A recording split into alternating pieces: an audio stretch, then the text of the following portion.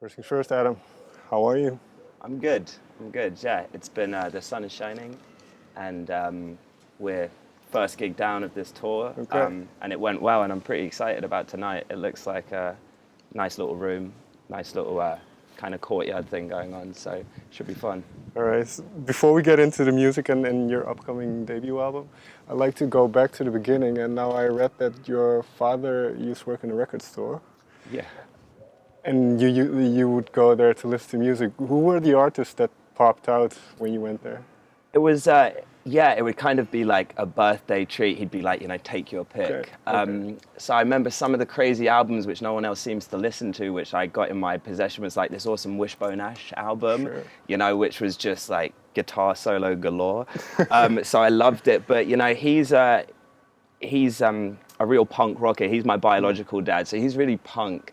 And, he got me into like Iggy Pop and the Stooges, Raw Power, which is still like one of my top 5 albums.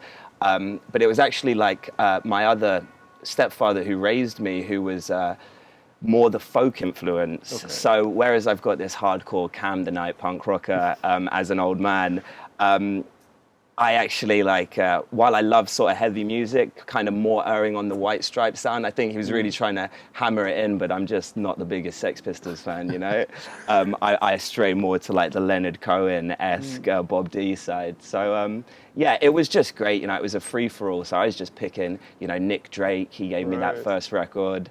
Just wonderful things that have really shaped my music. And this folk influence, then, what did it do to you when you discovered this music, the Leonard Cohen's, the Bob Dylan's, and so on?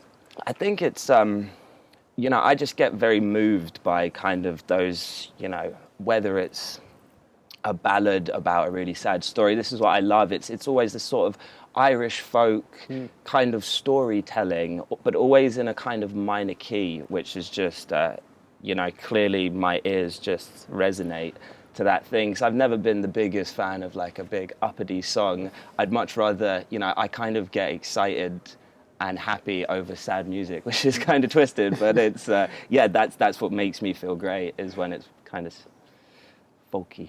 This might be difficult to answer then, but why do you think that is? I don't know, maybe it's the vibrations that that connect with me, but it's, because a lot of these songs are not exactly sad. They're not always talking about sad subjects. I think it's more the tone of voice.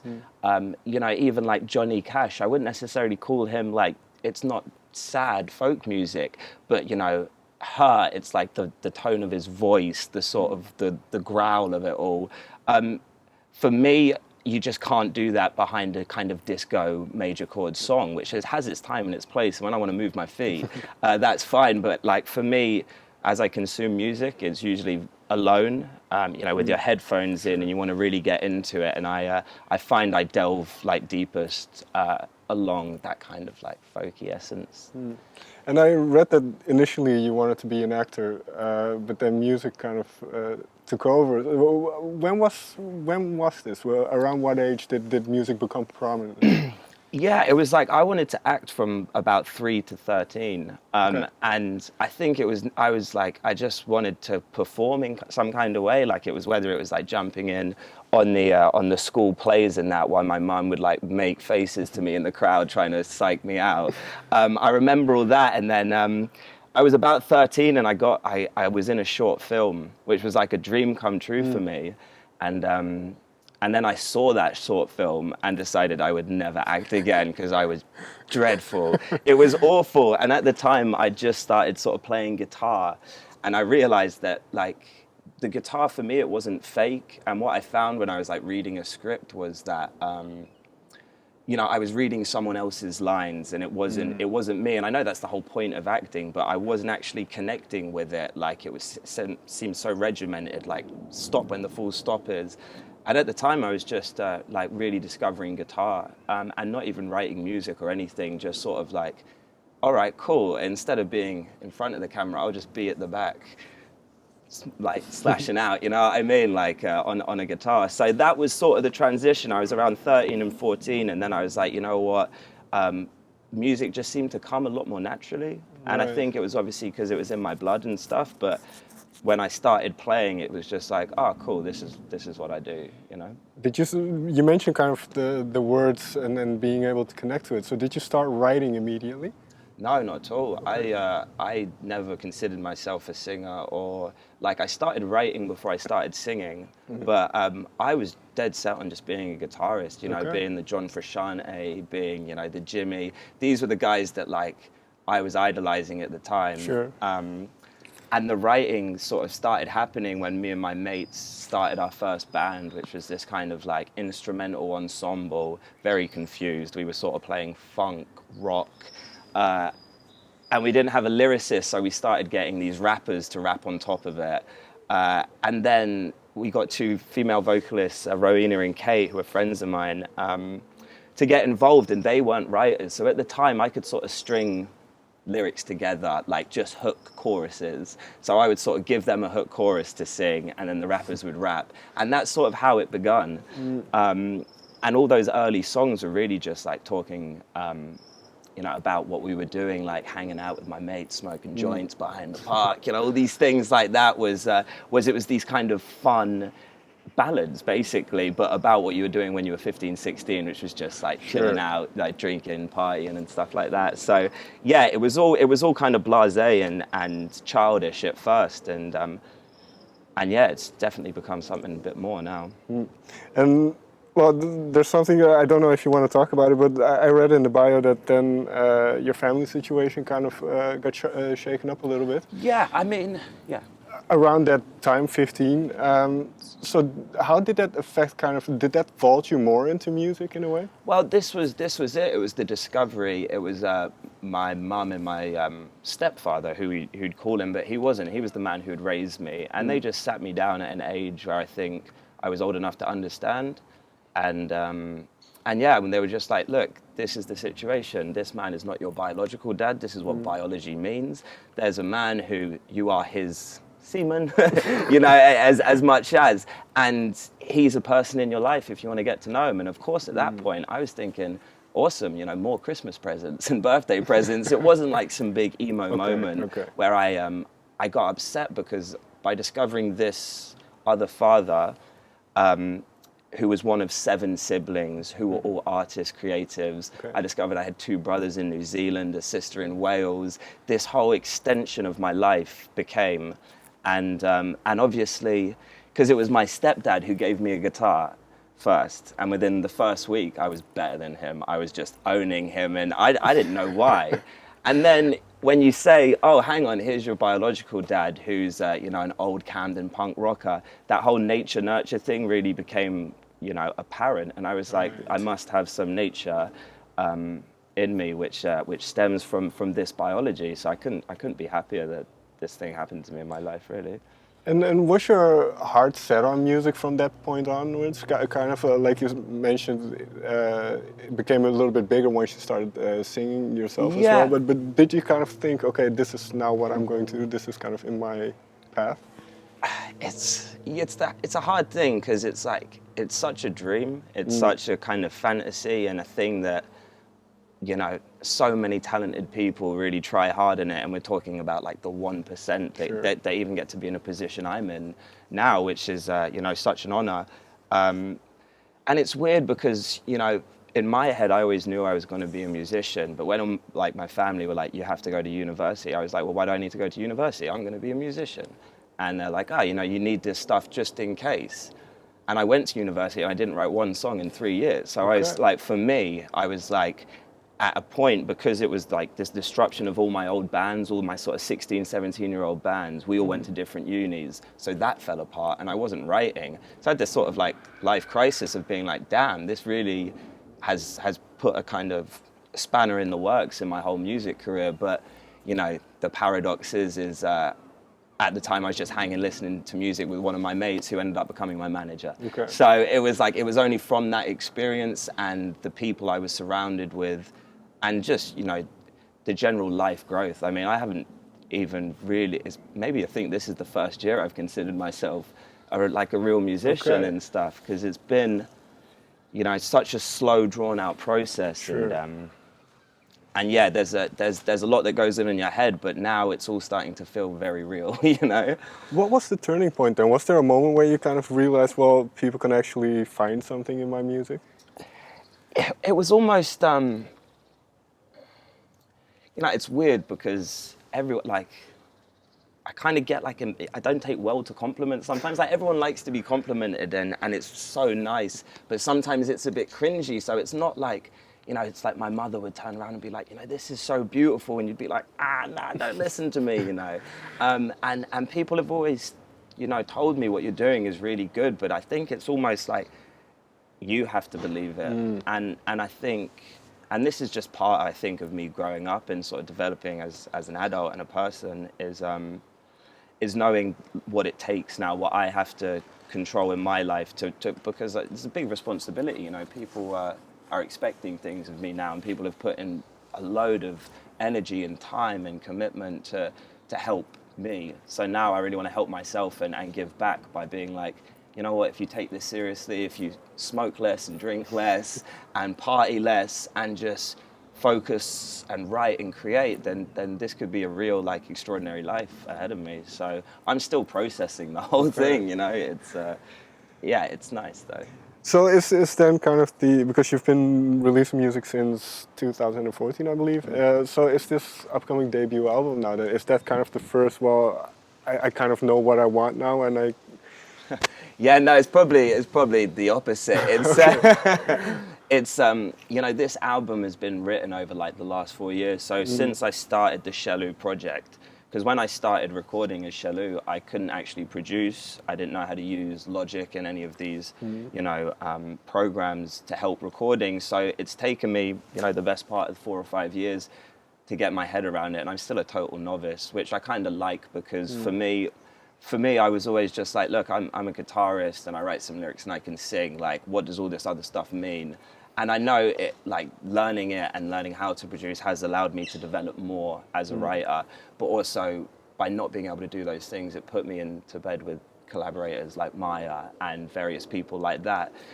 And so this album really is kind of just the learning process and the feelings and the place and the time where I wrote these music. They sort of jump around, so that's why for me it's this kind of wave that goes from a hard electronic track to a real soft acoustic track. It's just like as and when they were coming out, and we were sitting on some of these tracks for 3 years before before we were ready to release them. So it's been a real sort of like play the cards close to our chest, but let's try and get something real cool.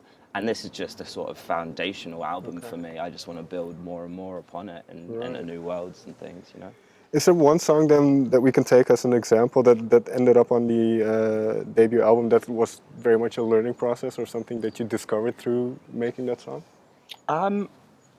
Yeah, I like Old Maccy, which is the only instrumental on the album. That was, I really wanted that on because that was the first time I'd started, playing with production, playing with synthesizers. So for me, that is like, because, I'm up against, Cam Blackwood and Maya Jane Cole's on this record. So I was like, is my little production gonna make it to the final cut? But for me, that was the moment where I was like, cool, I've actually made an instrumental song. That's like what producers do. And I'm using weird sounds. And the first time I used like an 808 kick. And obviously this is the most basic stuff to any like high-tech guy. But for me, I was like, wow, listen to this kick drum. So for me, that was really like, all the sort of creative process, and even having to strip lyrics from a song was a real like, can I get away with 3 minutes of not singing? And I think it kind of really works. So that's really kind of, because it's quite a guitar-centered tune as well. It's kind of like my 90s guitar mixed with, my noughties buddy electronica. So it's somewhere in the middle. And in that respect, because you have a very much a DIY approach, and well, let me ask this first then. Have you been approached by labels to kind of get you to join them, or something honestly, like, I think we've got a bit of a bad stink around us. I don't know what it is, but, for the life of me, we've just been doing this our way since the beginning. Okay. And while we've had a lot of interest in the sort of grand scheme of things, No major label has ever approached me. I've been in one label meeting that I can remember, and now we release independently. The truth is I'm kind of happy of that, because I would have got swallowed up whole, I think, the way I was like mentally and stuff when I was just starting out in music. I think if someone sees the potential and wants it for the wrong motives, whereas my manager has like stuck with me through thick and thin. He brought me my first computer, was like, learn how to record. Having that support is a lot better than having all the money in the world from a major label to sort of chuck at you and you not have any idea. Because it's taken me the better part of these years as Chelou to feel that I'm at a comfortable spot to sort of do this properly. And if I got swallowed up by like a major label a few years ago, I just wouldn't have any idea about like where I wanted to be and what I wanted the music to be either. So I'm kind of happy that they didn't. Sure. But part of me is a bit like, hey, what's up, man? No, but well, that's kind of what I guess as well, that you like being in control and then Sure. about the creative aspect as well. But one thing you mentioned I find interesting, which is then what over the last couple of years doing this, being on tour, what has given you kind of the mental fortitude that you sort of lacked back then? I think age helps a little bit. I had my 27 years life crisis, whereas like I'm not famous enough to die. So maybe I have to do the opposite and, get my head screwed on and get my body fit, get my voice fit, be prepared for like, let's become this famous, you know what I mean? Let's make something, and it's not about the fame, it's more like, let's make something that is memorable and that will last long after your death. So, but that whole, whatever, that complex you have when you want to be a little Kurt Cobain guitarist at like 11 and you're like, oh, all the cool guys die at 27. It's like, no way, man. All the cool guys like, get good at 27, because I didn't have a clue until quite recently. So yeah, I think that's been a massive like just shift in consciousness, and I think I've seen it happen with all my friends. We've all sort of left uni and then had these years of not really knowing what to do and dipping our toes in various jobs, and now everyone's like buying houses and starting businesses, and I'm like, shit, like something's really happening here. So it's just nice to be around, because you're inspired by everyone in that setting. And finally, I want to get into the lyrics a little bit more, because I've read it's very personal. You already mentioned it as well. Do you have to be in a certain mood to write words, or do they come at certain? You mentioned earlier on, sadness is one of those things that you gravitate towards. So is there a certain mood you need for writing? Yeah, I mean, I'm a terrible writer because I don't write often. I've never kept a journal. I don't keep a book of lyrics or anything like that. I don't find myself a poet, and that's the issue. Is like, and I know it's stressed my manager out and people that I work with, because they're like, "Have you written anything in the last 3 months?" And it's like, nah, like I haven't even picked up a guitar. And then one day you'll pick up a guitar and bosh, like the best song you've ever written, it just pours out, and that's kind of. I don't feel I'm in control of it necessarily. It's almost one of these things that, I remember the last day of university, it was hilarious because like I was saying, I hadn't written a song in years. And it was literally the day before I was about to leave Leeds and come back home. I picked up my guitar and I wrote this song called The Feeling. I still haven't recorded it yet. It's for album 3, you know what I mean? It's one of those slow burners, but it's, like for me, I consider it some of the best lyrics I've ever written. And it came out of nowhere. It came out of no planning, no intent to write about and this is where we were talking about ballads, and actually I can only write the Ballad of Adam Gray because I tend not to write about things that are happening in this world. Like certain concepts are just too big, whereas the emotion I feel is a concept I can gauge and I can write in a sort of way that someone else can connect with. So yeah, it's kind of totally sporadic. And sometimes I just hate music. I think a lot of artists get like this, but sometimes you just pick up a guitar and you're like, I'm shit. Like, what have I been wasting the last 15 years of my life doing? You play like the same 3 chords for 3 months. And then one day you pick it up and you're just ripping the neck like it's nobody's business. So God knows what it is. It's just like, I'll just take it as it comes, really. Right. Final question, and which song that ended up on the album were you most happy with in terms of those lyrics, in terms of kind of representing those emotions? I think Sorry, Okay. because it's, you know, for me, it's a song that has 4 words in it, and it says exactly what it needs to say. And the whole process of that recording, it was a 1-take demo that I sent to my manager, and he was like, "That's amazing, but the recording quality is terrible. Can you redo it?" And I was like, "Sorry, bud, that's it. You know, I'm never going to be in that frame of mind and that place where I was when I reached those notes and gave that emotion behind it." And, you know, that for me is just, you know, to be able to get a really budget demo with 4 lyrics in it onto my debut album. I was like, cool, well, if that's the case, I can do anything, you know? That's a good attitude. Yeah, for sure. All right. Adam, thank you very much for Thank your you time. so much for your time.